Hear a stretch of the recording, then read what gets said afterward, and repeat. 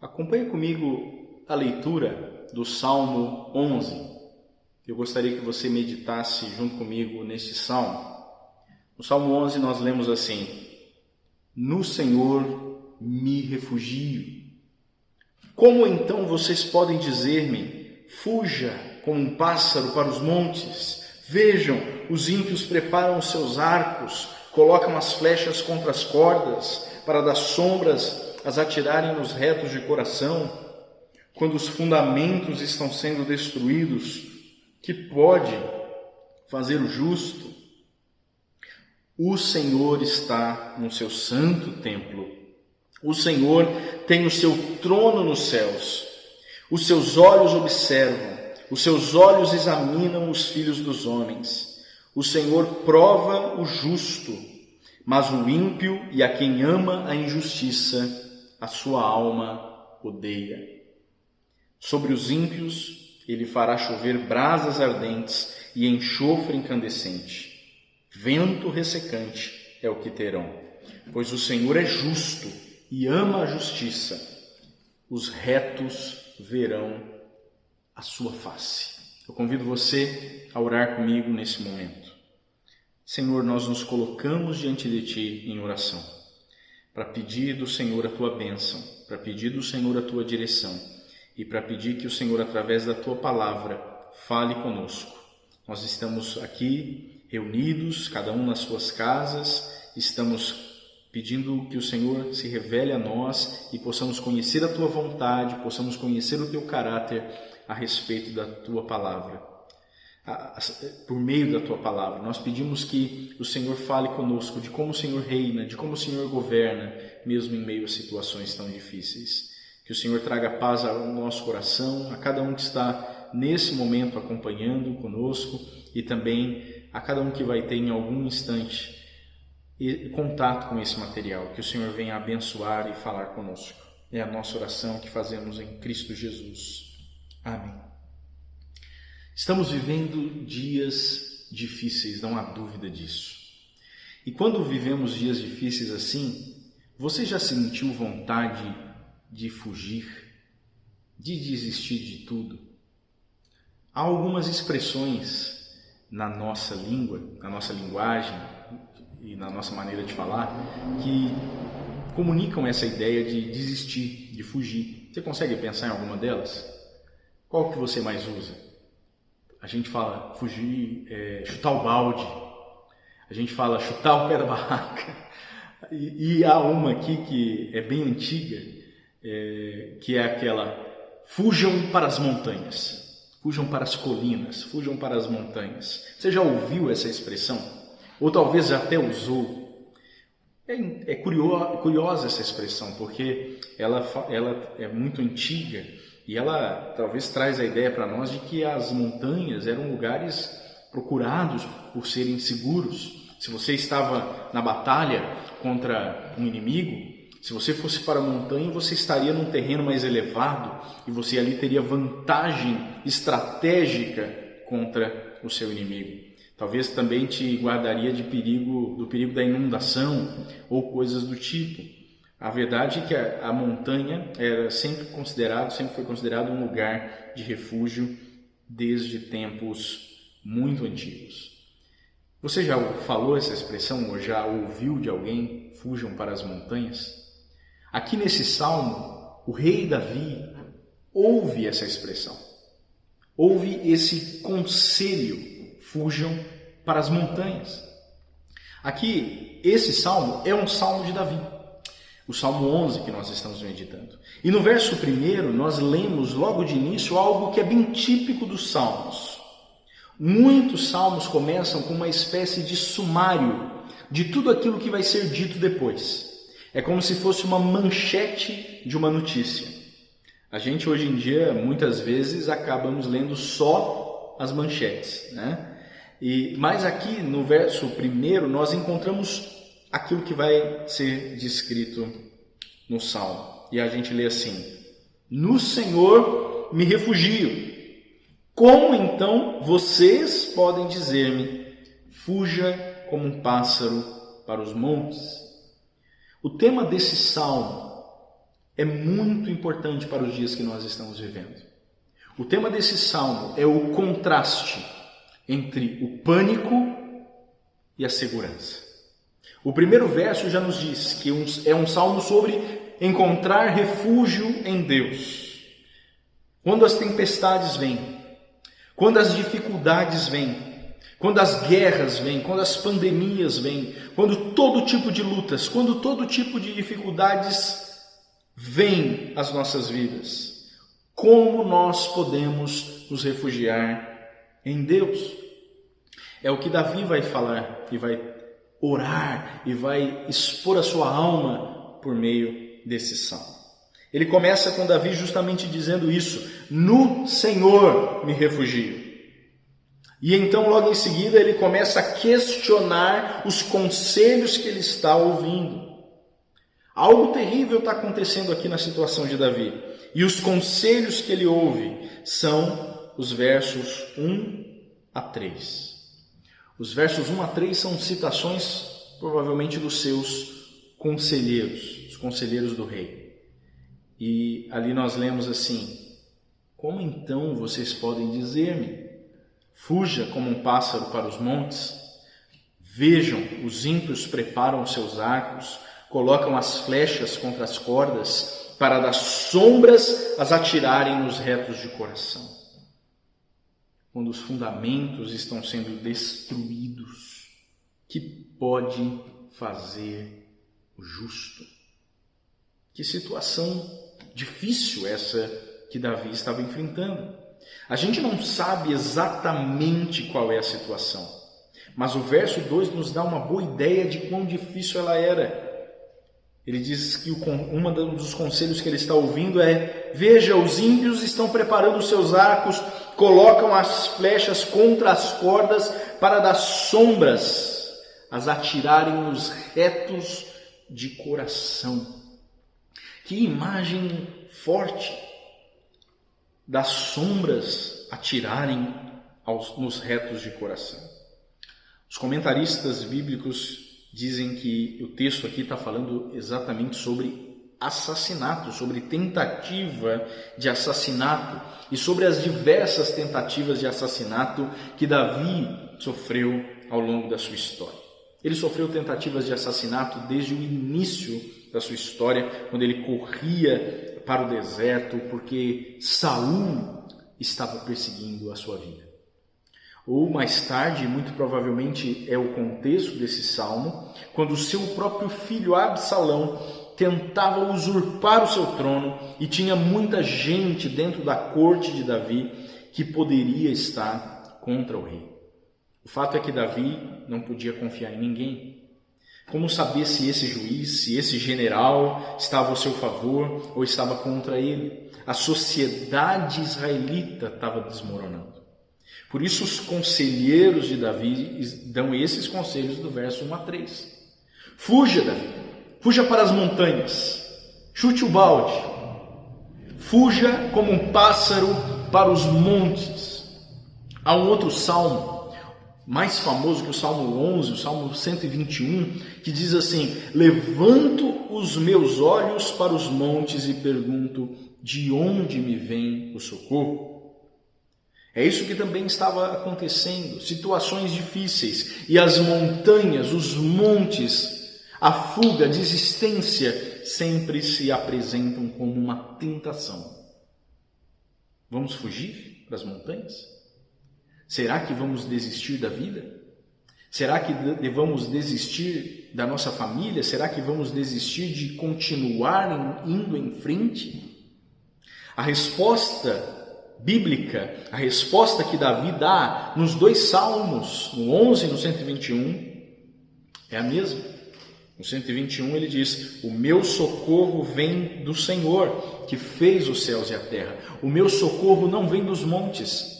O meu socorro, a minha alternativa não é fugir. A minha esperança é buscar refúgio no Senhor, o que é muito diferente de fugir. O Senhor é o nosso refúgio. No verso 3, a gente vê, no Salmo 11, verso 3, o ápice do desespero dos conselheiros de Davi. Eles dizem assim: quando os fundamentos estão sendo destruídos, o que pode fazer o justo? Quando não tem mais chão, o que adianta continuar em frente? Quando os fundamentos, os alicerces, as bases da vida se foram, que pode fazer o justo? Por que continuar? Esse é o ápice do desespero colocado aqui pelos conselheiros de Davi. Para eles, os fundamentos estavam sendo destruídos. Talvez a situação mostrava uma sociedade desmoronando, as instituições do reinado de Davi já comprometidas, o exército, a justiça, gente que estava contra ele em todas as instituições. E no meio dessa situação eles questionam e apresentam essa proposta para Davi. Davi, o que adianta continuar? Para quê? Para que seguir em frente? O que adianta tentar alguma coisa se a gente perdeu o chão? Os fundamentos estão sendo destruídos. Nenhum esforço parece então valer a pena. Davi deveria tentar então pelo menos salvar a si mesmo e fugir como um pássaro para os montes. Um dos meus comentaristas preferidos da Bíblia, e ele especialista no livro de Salmos, um teólogo chamado Derek Kidner, ele diz que quando a gente abre a Bíblia no Salmo 11, a gente não sabe disso tudo, né? A gente não vai saber de todo esse contexto histórico, a gente não sabe de toda a situação de anarquia, de perda de sociedade civil, de prestes à anarquia que o reinado de Davi estava vivendo.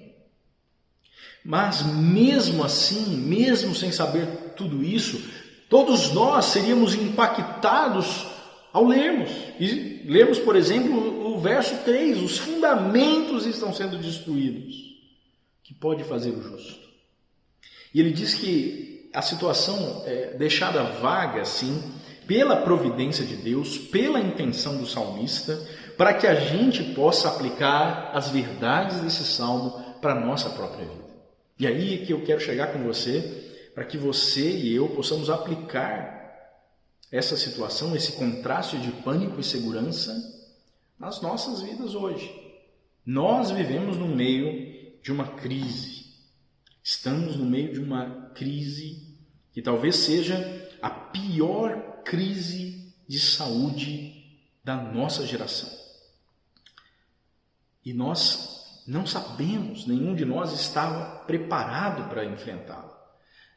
Se alguém dissesse para você que você estaria enfrentando uma situação dessa, alguém dissesse há um ano atrás para você que a gente não estaria reunido na igreja, que você estaria com medo, que você estaria saindo de casa só quando necessário, usando máscaras, preocupado com seus entes queridos, preocupado com aqueles que são do grupo de risco, você provavelmente não acreditaria.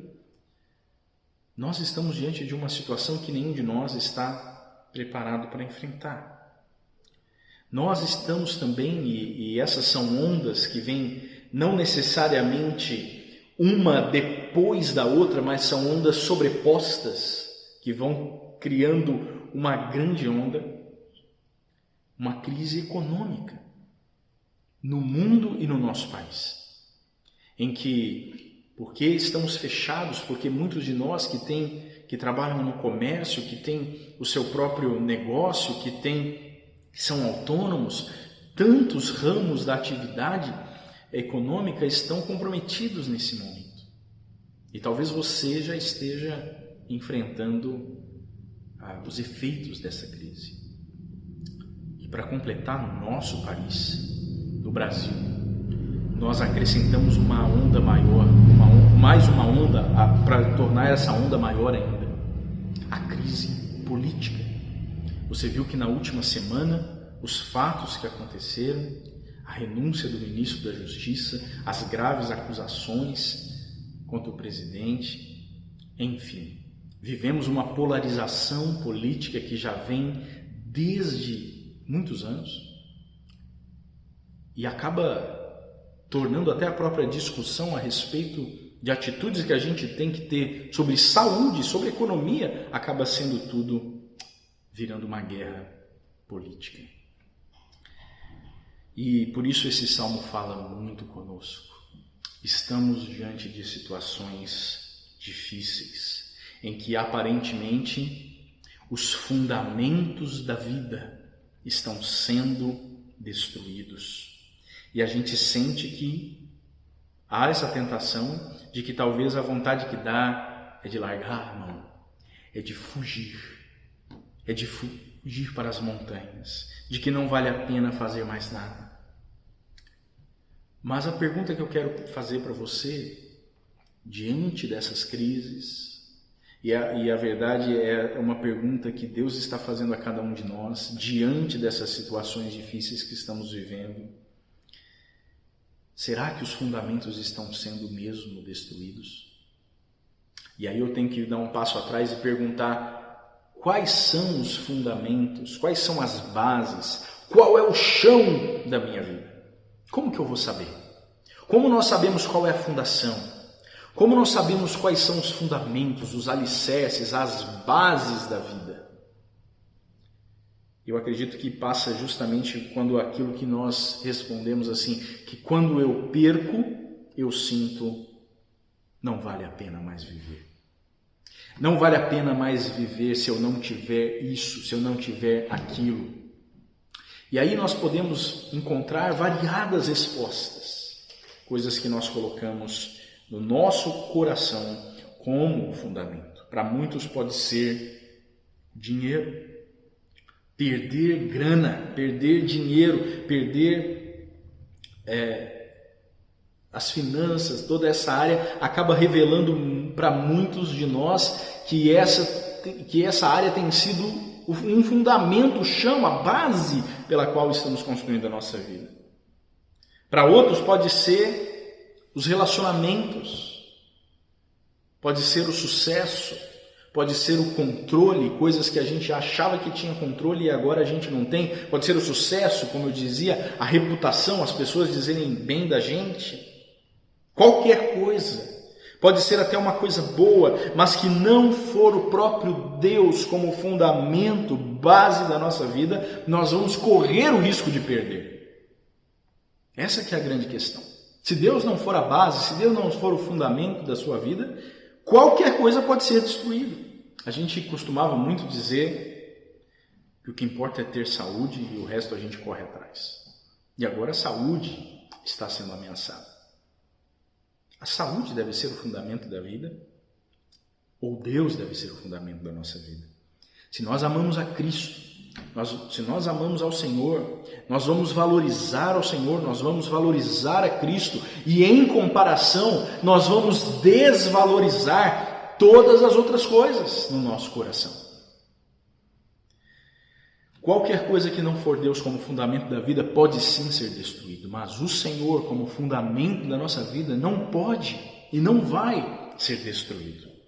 Qualquer coisa que não for Deus, que a gente coloca como base da vida, a gente corre o risco de perder, e ao perder junto esse desejo pela vida, esse desejo de continuar em frente. Então, como nós sabemos quais são as fundações da minha vida? Como saber se eu estou dependendo somente de Deus ou se eu estou dependendo e colocando a minha esperança e fazendo a minha vida fundamentada em outra coisa? Pense sobre isso por um instante. O que na sua vida, no mais íntimo do seu coração, você diz: se eu perder isso, eu sinto que não vai adiantar mais nada. Se eu perder aquilo, para que viver? A resposta que você der a isso é, na prática, o fundamento da sua vida. E esse salmo mostra como essas coisas vão ser reveladas a nós. Como nós vamos descobrir? Sabe como? O salmo mostra. Quando os problemas vêm. Quando as dificuldades batem na nossa porta. Quando as lutas aparecem. E elas estão aparecendo agora. A gente deu uma ideia das 3 grandes crises que estamos enfrentando como nação, como mundo. Mas também talvez haja uma crise mais ainda sobreposta na sua própria vida, nesse momento. Que está vindo junto e formando uma tempestade perfeita e formando uma onda gigantesca. Talvez você esteja enfrentando diante disso tudo, ainda por cima, ansiedade. Talvez você esteja enfrentando ainda por cima lutas e crises no seu casamento, dificuldades na educação dos filhos. Fora a crise econômica, fora a crise política e fora a crise de saúde. Então, essa onda de lutas e de dificuldades, uma coisa é certa que ela vai fazer. Ela vai mostrar a cada um de nós do que a gente é feito. As nossas virtudes vão aparecer sim também. Vão aparecer de fato se somos generosos ou não. Vai aparecer se nós pensamos no outro ou só em nós mesmos. Vai aparecer se somos discípulos de Jesus e buscamos ao Senhor mesmo no meio das dificuldades, ou se a gente é apenas um consumidor religioso em que a gente dependia apenas de bens e produtos religiosos e agora a gente está em escassez, pelo menos o culto público. Até que o sofrimento chegue, a gente não sabe do que a gente é feito. Até que as dificuldades apareçam, a gente não vai saber qual é a base no que a nossa vida é baseada. Isso está acontecendo com os conselheiros de Davi. Eles estão sofrendo, eles não estão dando esses conselhos que a gente viu nos versos 1 a 3 porque eles são maus. Eles estão sofrendo, as dificuldades estão abatendo eles também. Eles amam o Davi, eles amam o reinado de Davi, mas eles estão em pânico. Para eles, as bases, os fundamentos foram destruídos. O chão da sociedade israelita, a base do governo de Davi, a base da vida para eles estava sendo destruída. Então, para eles, que pode fazer o justo? A não ser fugir. E a gente, se terminasse no verso 1 a 3, esse salmo, a gente terminaria desesperado, assim como os conselheiros de Davi. Mas, no verso 4, Davi aparece e agora ele toma a voz ativa no salmo, e daí até o final do salmo é ele falando. E a gente vai perceber que a atmosfera dos versos 4 a 7 são muito diferentes da atmosfera dos versos 1 a 3. Perceba, os conselheiros e Davi estão olhando para o mesmo evento, para as mesmas situações, para as mesmas circunstâncias, mas Davi chega com uma perspectiva completamente diferente. Olhe os versos 4 e 5, ele diz assim: Santo templo, o Senhor tem o seu trono nos céus, seus olhos observam, seus olhos examinam os filhos dos homens. O Senhor prova o justo, mas o ímpio e a quem ama a injustiça, a sua alma odeia. O que está acontecendo agora a partir do verso 4 no Salmo? Davi está nos mostrando como nós podemos nos refugiar em Deus. Não fugir, mas buscar refúgio em Deus. No verso 1, ele tinha começado o Salmo assim: no Senhor eu me refugio. E aí ele vai contrastar o pânico do verso 1 a 3, que são os conselhos que ele ouve, com a segurança dos versos 4 a 7, nos mostrando como segurar. A lição aqui para nós é que a gente não precisa fugir. E para não fugir, você precisa buscar refúgio no Senhor. Não precisamos fugir para as montanhas, não precisamos nos esconder da vida. Talvez isso de maneira prática está acontecendo com alguns de nós. Se talvez você está sem sair tanto de casa, talvez não mudou tanto a sua rotina, mas se talvez mudou, você tem aquela tentativa de fugir para a sua cama, e fugir e ficar dormindo mais do que o normal, ou fugir para a comida e comer demais, fugir para o entretenimento e tentar zerar todas as séries que existem na Netflix e em outros lugares. A gente não precisa fugir, a gente não precisa desesperar, a gente não precisa se esconder da vida quando a situação fica difícil. Ao contrário, podemos fazer de Deus a nossa montanha, em vez de fugir para as montanhas. Ele é a nossa rocha. Ele nos mostra como a gente pode se manter firme, como a gente pode se manter saudável, como a gente pode se manter crescendo, mesmo quando tudo parece desmoronar. No verso 3, os fundamentos estavam sendo destruídos. No verso 4, não. Deus continua no seu santo templo. Esse é o fundamento da vida para Davi. O reino de Deus. Deus continua reinando e Deus sempre vai continuar reinando. Por isso, esse fundamento não vai ser destruído nunca. E antes que alguém pense que Davi está dizendo do templo na terra, Deus está no seu santo templo, e talvez ele estava se referindo à instituição religião, que ela estava intacta, os sacerdotes. Não, não é isso, não é disso que Davi está falando. Ele fala, o Senhor tem o seu trono nos céus. Talvez até os sacerdotes, a religião estava comprometida naquele momento, mas Deus continua reinando. Você percebe o contraste aqui?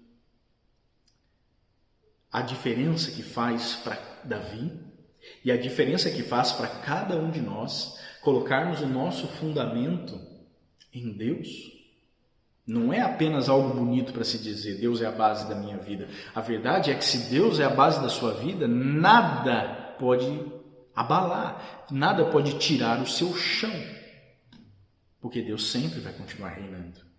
Olha o contraste diante de qualquer outra coisa que os conselheiros de Davi possam ter colocado como a base, ou qualquer coisa que eu e você possamos colocar como base da nossa vida. Deus reinando significa que Deus não está fugindo, Deus não está desmoronando, Deus está sentado no seu trono reinando, Deus está firme. E o que Davi nos ensina é que a primeira coisa que a gente tem que lembrar, não importa quão ruins as coisas estejam, não importa quão difíceis as coisas pareçam estar, é que isso não mudou. Não é porque essa pandemia está aí que Deus perdeu o controle. Não é porque a crise econômica começou a chegar, é que Deus foi pego de surpresa. Deus reina. E o que está por trás do desespero dos conselheiros?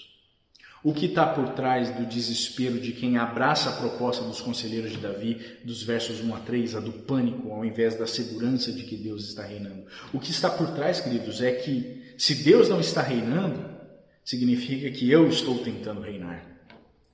E quando eu tento reinar no lugar de Deus, o resultado é desespero. Uma das declarações mais simples da vida cristã que nós descobrimos quando iniciamos a caminhada cristã é que existe um Deus e que eu não sou Ele. Eu não sou Deus. Ele é Deus. Eu não governo, eu não reino. Eu sou frágil. Eu sou dependente dele. Ele reina. Mas os conselheiros e todos que abraçam a ideia de que o homem tem o controle, é a ideia, se eu estiver no trono, se eu estivesse no controle, as coisas dariam certo. Será? Ou talvez a nossa vida se giraria cada vez mais em torno da ansiedade e do desespero. Mas eu preciso me lembrar, é que Deus é que reina. Tu és Deus, Senhor, e eu não sou. Um trecho de uma música do Eduardo Mano, vale a pena você ouvir. Tu és Deus, e fazer essa oração junto. Tu és Deus, Senhor, e eu não sou. E se eu me lembrar que Deus está no trono, eu posso continuar vivendo em confiança e segurança. E a gente continua no verso 5.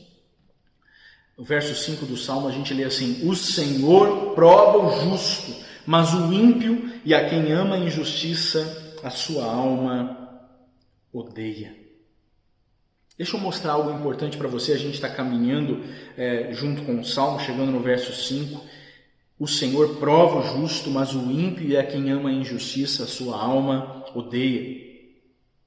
Qual que é a ação de Deus aqui no verso 5? A ação negativa, a gente pode pensar assim, é odiar, certo? A sua alma odeia o ímpio e odeia quem ama a injustiça. E, olhando para o verso 5, qual é o oposto de odeia? Se a gente pensar o oposto de odeia, a gente diria ama. O Senhor ama, então. O Senhor odeia o ímpio e aquele que ama a injustiça, e o Senhor ama o justo. Mas como que a gente lê no Salmo? O Senhor prova o justo. Isso é maravilhoso aqui. O Senhor odeia o ímpio e o Senhor prova o justo. A prova aqui está como o oposto de odiar. Está como a maneira do Salmo nos mostrar de como Deus nos ama. A Bíblia fala sobre isso no livro de Hebreus. Se nós somos filhos, nós seremos disciplinados, nós seremos provados, o Senhor irá nos disciplinar. A gente deve estar pensando então assim, como assim? As provas são demonstrações do amor, do contrário do ódio, do amor de Deus. Provas são dolorosas, provas são estressantes, todo tipo de prova. Talvez até aquelas que a gente fazia na escola, ou se você ainda estuda, faz na faculdade. Dia de prova, semana de provas, a gente fica estressado. Prova é doloroso. Dificuldades também são provas. Problemas também são provas. Não são para nos destruir. As provas são para que a gente cresça. As provas são para que a gente aprenda. Sem prova a gente não cresce, sem prova a gente não aprende. Provas mostram o que a gente sabe e o que a gente pensava que sabia. Provas mostram no que a gente precisa focar agora, no que a gente precisa trabalhar. E o que Davi está dizendo é, todos esses problemas que estão acontecendo, vocês estão achando que as fundações estão sendo destruídas, mas Deus não está enviando essas dificuldades porque Ele nos odeia. Não, Ele está enviando porque Ele nos ama. São provas para que a gente cresça, não são punições, não são castigos, são provas que vão nos mostrar quem somos e quais são as nossas fundações e vão nos ajudar a crescer na direção de Deus. Vocês dizem que os fundamentos estão sendo destruídos, mas eles não estão. Só os falsos fundamentos estão sendo destruídos. E esses sim devem ser destruídos. E agora é uma oportunidade que nós temos, porque os falsos fundamentos estão sendo destruídos. Os ídolos que nós talvez cultivamos no nosso coração estão sendo um por um destruídos. Ídolos, como a gente brincava, mas muitos eram, mas um ídolo da saúde, ele pode ser destruído. O ídolo da economia diz que o pensamento de que se tiver grana está tudo ok e não precisa mais nada, ele está sendo destruído. Ídolo da política, de achar que alguém, seja de um lado, seja de outro, um político, ou um sistema, ou uma maneira de pensar política, uma ideologia política, é que vai resolver todos os problemas, está sendo destruído.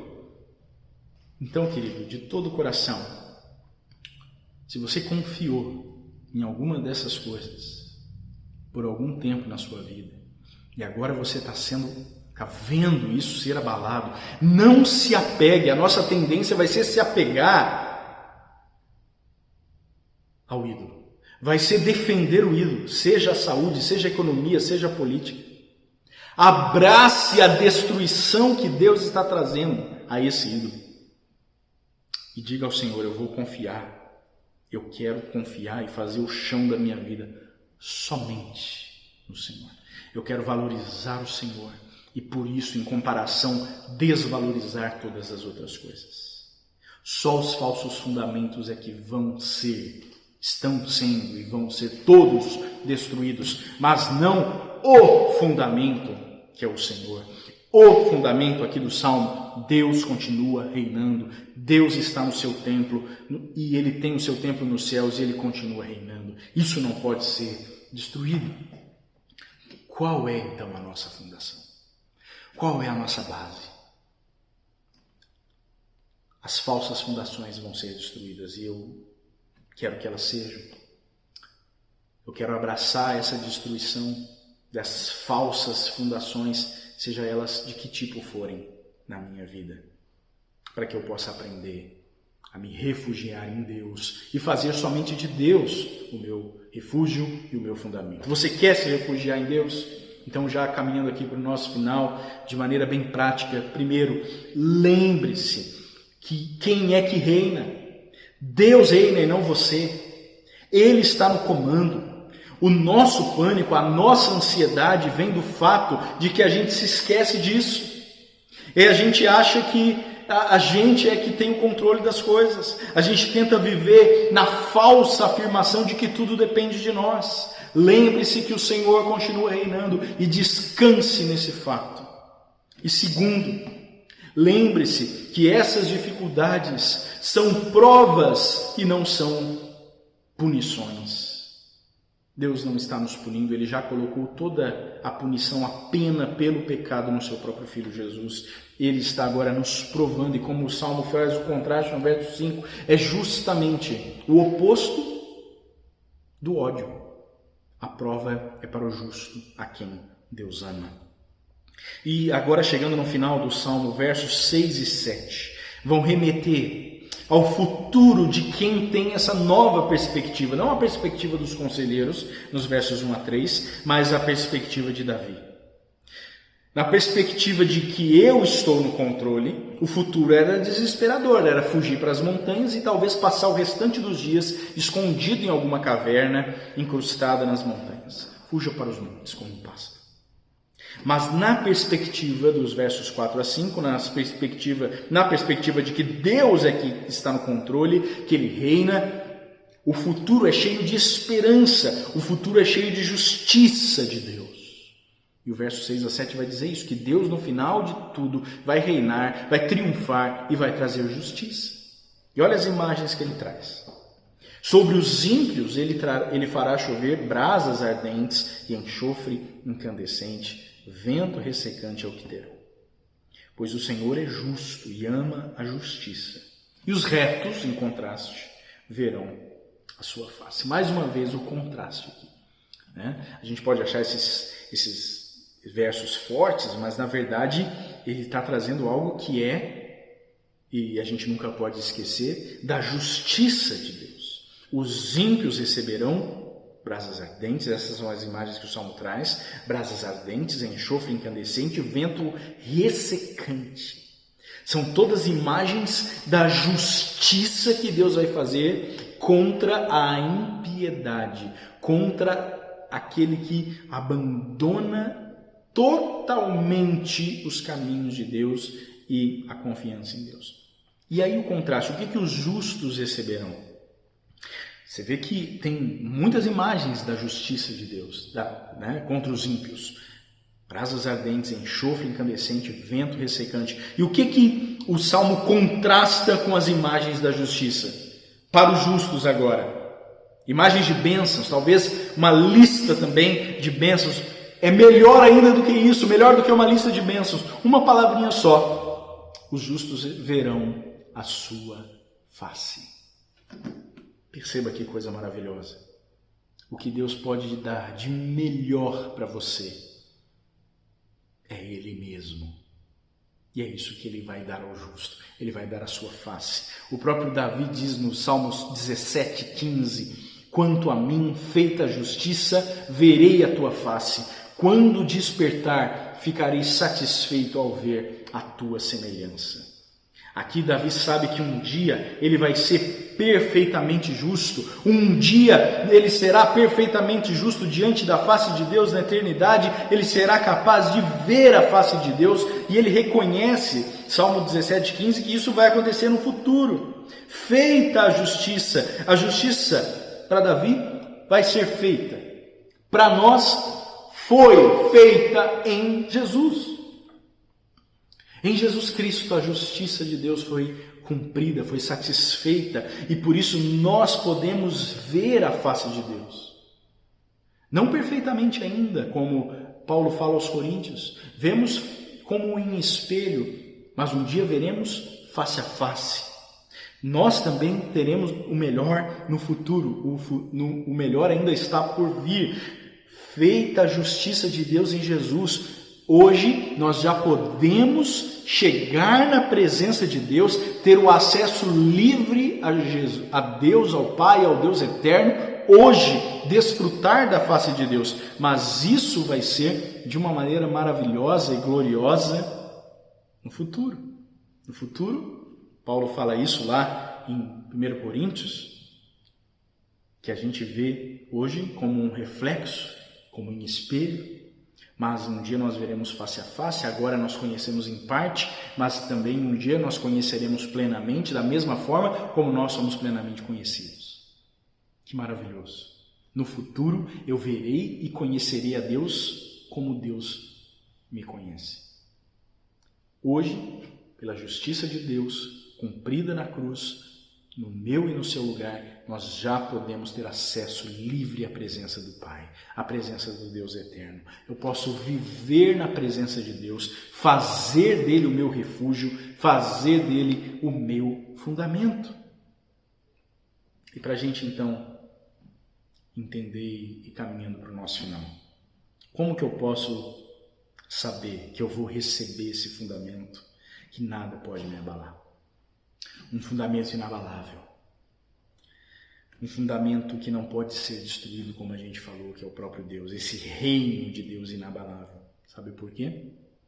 Porque um dia, na cruz, Jesus Cristo foi abalado no nosso lugar.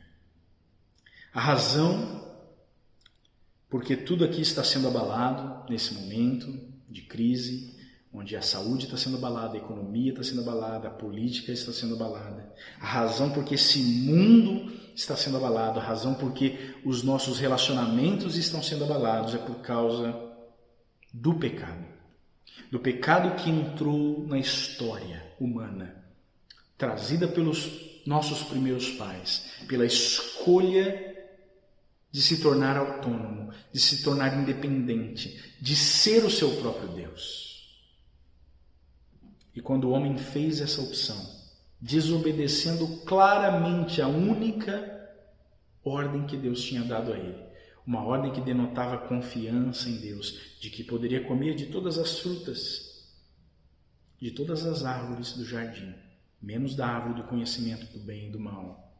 Quando o homem opta por desobedecer e desconfiar do amor e do caráter de Deus e tentar ser o seu próprio Deus, porque essa foi a proposta da serpente, o homem então traz para si mesmo e para a criação toda a desordem, toda a disruptura, todo o abalo que a gente está vendo por causa da entrada do pecado no mundo. Mas a gente vê que Deus não terminou tudo ali. A história não terminou em Gênesis capítulo 3. E por que Deus não acabou com tudo? Porque Ele, por amor a nós, começa ali um plano de redenção, começa a revelar ali um plano de redenção que vai culminar um dia na vinda do seu Filho Jesus para nos comprar de volta e para pagar o preço de volta, o preço pelo nosso pecado. Na cruz, Jesus foi abalado pelo peso do pecado, do nosso pecado. E tudo foi abalado quando Jesus morre na cruz. Literalmente houve um terremoto. O mundo foi abalado. Jesus foi abalado no nosso lugar. Jesus recebeu no nosso lugar todo o peso, toda a ira de Deus contra, ira justa e santa de Deus contra o pecado, para que eu e você não precisássemos receber, para que eu e você pudéssemos receber dele o reino inabalável, para que possamos fazer dele o nosso refúgio, mesmo sendo pecadores, mas agora pecadores perdoados, com a sua dívida paga, com a sua dívida cancelada na cruz. Ele foi abalado para que nós nos tornássemos inabaláveis. Por isso, queridos, diante da prova, das ondas de provas que nós estamos vivendo, diante de cada prova que você enfrentar, eu quero que você ore e pense. O único fundamento que não vai ser abalado é o meu Senhor Jesus, que na cruz foi abalado por mim, foi quebrado por mim. E se eu estiver nele, nada vai me separar do seu amor, nada vai conseguir me destruir. Essa promessa é a promessa do Evangelho, essa promessa que nós vamos abraçar. E precisamos abraçar e precisamos espalhar a esperança de que existe um fundamento, existe um chão na vida, existe um sentido de que nada, nenhuma pandemia, nenhuma guerra, nenhum abalo político, econômico ou de saúde ou nem de nenhum outro tipo pode tirar, que é o fundamento de que o Senhor reina, de que o Senhor nos ama e de que na cruz o Senhor deu o seu Filho para ser abalado no nosso lugar, para que a gente possa ter um fundamento. Abrace essa esperança e espalhe essa esperança. Convido você a orar mais uma vez nesse momento. Senhor Jesus, eu coloco a minha vida diante de Ti e a vida de todos que estão ouvindo nesse momento. Toma o nosso coração e faz de nós homens e mulheres, jovens, crianças, velhos, pessoas que confiam no Senhor, que aprendem a confiar desde menino, ou que voltam a confiar depois de muitos anos, ou que, Senhor, seja que momento da caminhada possamos estar, que nós possamos voltar de todo o coração à base da vida que não vai ser abalada, que é o Senhor, e que possamos enfrentar todas essas dificuldades com a confiança de que elas são provas para nos fazer crescer, para nos fazer conhecer mais a nós mesmos e conhecer mais o Senhor. Nós queremos viver num mundo de insegurança, num mundo de inconsistências, não na segurança baseada no nosso controle das situações, mas baseada na esperança e na confiança de que o Senhor reina, de que o Senhor está no seu trono e nada pode mudar esse fato. O Senhor inabalável se tornou abalável, foi abalado no nosso lugar na cruz, para que hoje a gente possa ter esse fundamento para nós, para nosso coração e para podermos espalhar para o mundo. O Senhor é esse fundamento. Nós oramos confiando em Ti, pedindo a bênção do Senhor sobre as nossas vidas, em nome do Senhor Jesus. Amém. Amém, queridos. Deus abençoe.